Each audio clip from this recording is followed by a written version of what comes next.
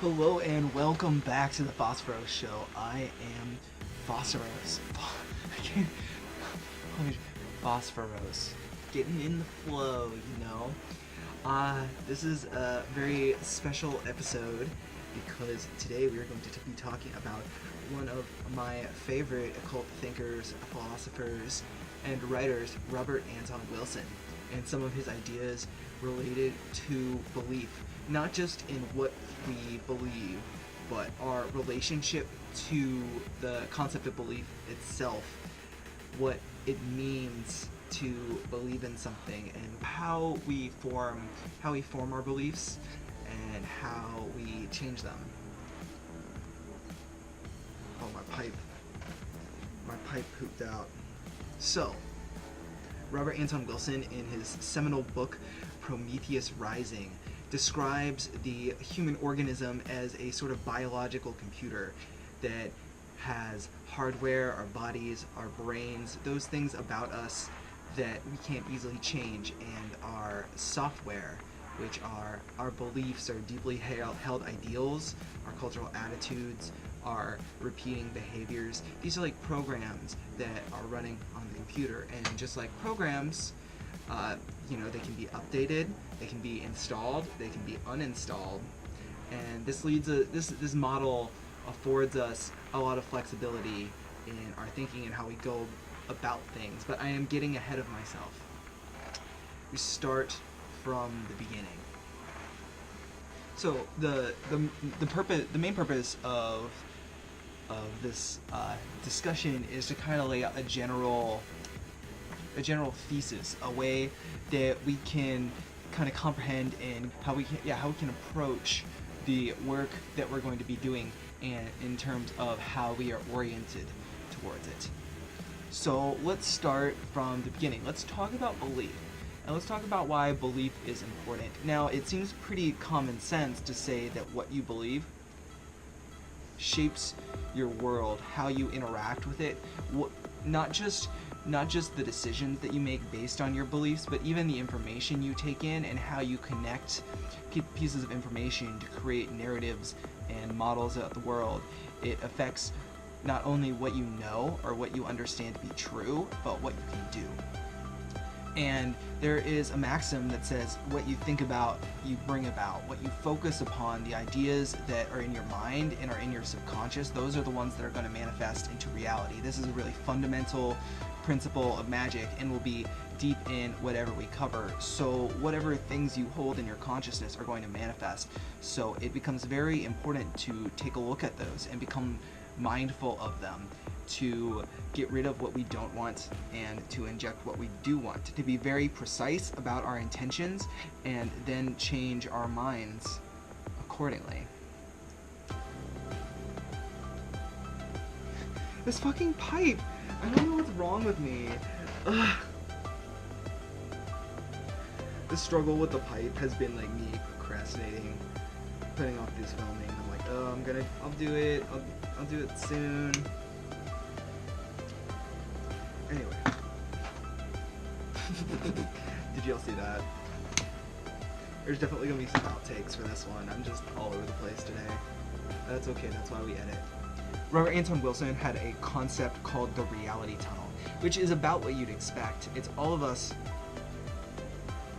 as we're going through the world, it's as if we are being propelled through a tunnel, and some things are within the tunnel, they're within the bounds of our experience, that we come in contact with them, there are experiences that we do have, and some things are outside the bounds. And the parameters of our reality tunnel, the bounds, are set not only by our environment, but by the contents of both our hardware and our software. And as our software is the area where we really have the most control, this is where he focuses on, and it's where I'll be focusing most of our discussion. So at this point, we've kind of covered Wilson's model of the human as a biological computer, the importance of beliefs, the fundamental nature of them, and how they serve to construct our reality tunnel and the reality that we experience on a day-to-day, both on an individual and a collective level, because this applies to groups as well, which we'll talk about more later. So a few things around this idea of belief is the idea of dogma. Now, dogma is there's these hard limits on what's true, what's not true, what you can believe and what you can't believe in terms of certain traditions. And what these do is they set very hard limits on reality tunnels. They draw a clear border between what is possible and what is not possible, thereby excluding part of what could be from the reality tunnel. Now, this might be good and help clarify in some cases, but intrinsically it can be very limiting, and we'll see in many cases where dogma has put limits on our reality tunnels in ways that are not constructive. Now, I think that we should visit the concept of science as well, because I think there's a lot of confusion around this topic.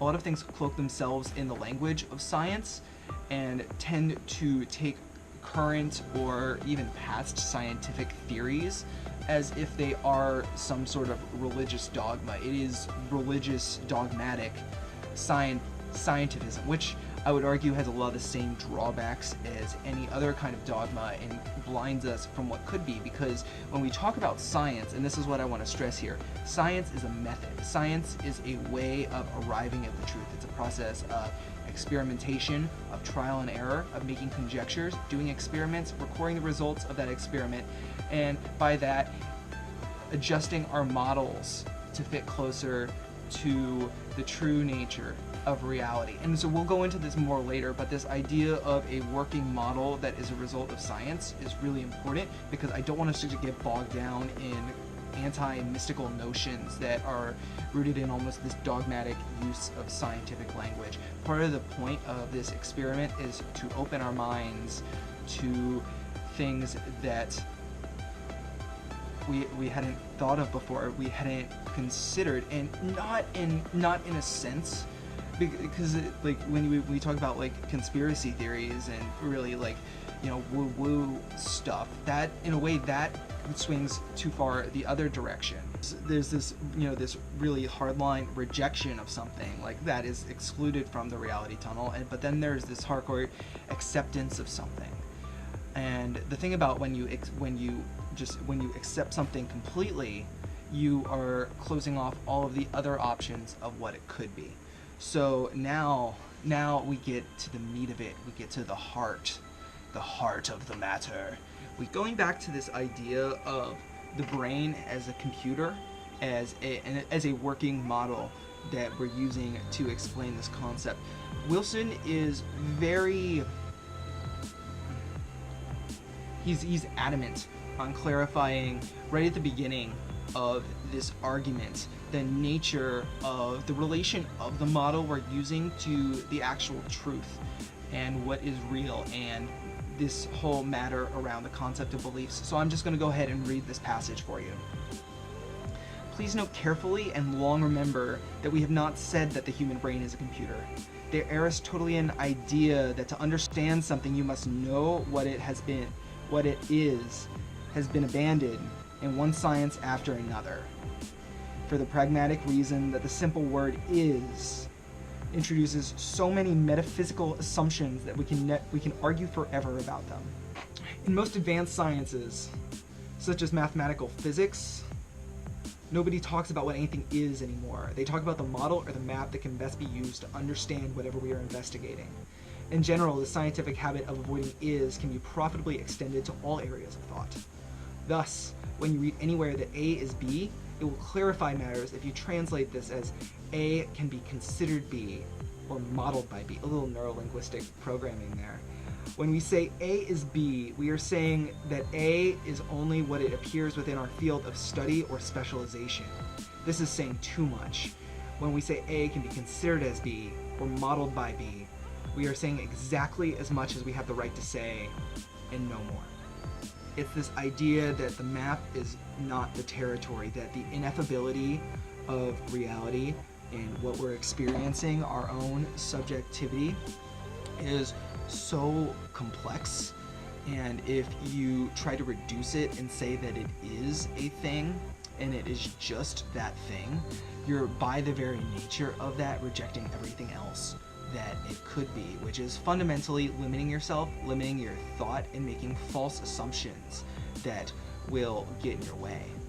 So what is a better way of approaching this? When we realize that A is not B, but A can be modeled by B. The map is not the territory, but the map can show us the territory in a way that is useful to us. And I think going back to that word useful is really important, because there's a number of models by which we can understand the world. We can understand the world through Buddhism, through physics, through chemistry, through geopolitics, through Marxism, through anarchism, through any number of lenses, and each have their own utility, their own purpose, a certain way of saying things that in the end leads to something else, but also gives us a new understanding in that specific light, opens up a new part of the universe into our reality tunnel. It brings that into it. So when we take this more open view, when we say that A is not B, but A can be modeled by B, then we're all of a sudden in a position where we're not just wedded to one model, but we can make use of any and all of them, even finding synergies between them that might hereto have been unknown. You know, there's a lot of play and a lot of experimentation that can happen when we let go of our attachment to certain models and see them as models for what they are, because when we do that, all this other information gets in that we weren't taking in before. Okay, so that's about all the time we have this time. This will be continued in part 2, so look for that coming out soon. If you enjoyed this video, please give it a like, and if you want to see more from us, hit the subscribe button and click that bell, and we have new videos coming out every Monday, Wednesday, and Friday. If you love what we do here, please consider supporting me on Patreon. Even a little bit helps. I'm trying to move to do this as a more as a full-time gig and still pay my bills. It's living that working class life, solidarity. Anyway, thank you so much for watching. I will see you again very soon. Take care, stay strong, love ya, bye.